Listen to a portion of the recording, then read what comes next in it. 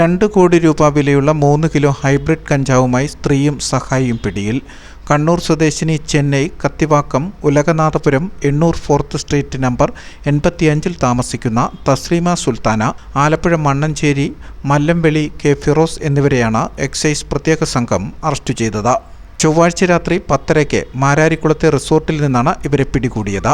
പിടികൂടിയ കഞ്ചാവ് ഗ്രാമിന് 10,000 രൂപ വില വരുന്നതാണ്. സാധാരണ കഞ്ചാവിന് 500 രൂപയാണ് വില. സിനിമ ടൂറിസം മേഖലയിൽ ഉള്ളവർക്കാണ് കഞ്ചാവ് എത്തിച്ചതെന്ന് ഇവർ മൊഴി നൽകി. ആഫ്രിക്കൻ ഇന്ത്യൻ കഞ്ചാവുകളുടെ സങ്കര ഇനമാണ് ഹൈബ്രിഡ് ഇനം. സിനിമാ രംഗത്തെ ചിലരുമായി അടുത്ത ബന്ധമുണ്ടെന്നും ഒരുമിച്ച് ലഹരി ഉപയോഗിച്ചിട്ടുണ്ടെന്നും ഇവർ എക്സൈസിന് മൊഴി നൽകി.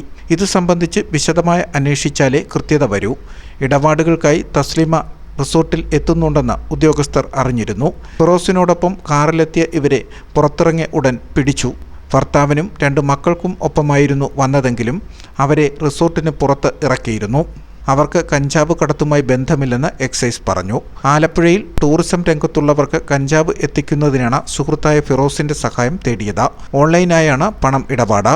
കഞ്ചാവാണ് ഹൈബ്രിഡ് കഞ്ചാവ് ഉദ്ദേശിക്കുന്നത് 2 ഇനം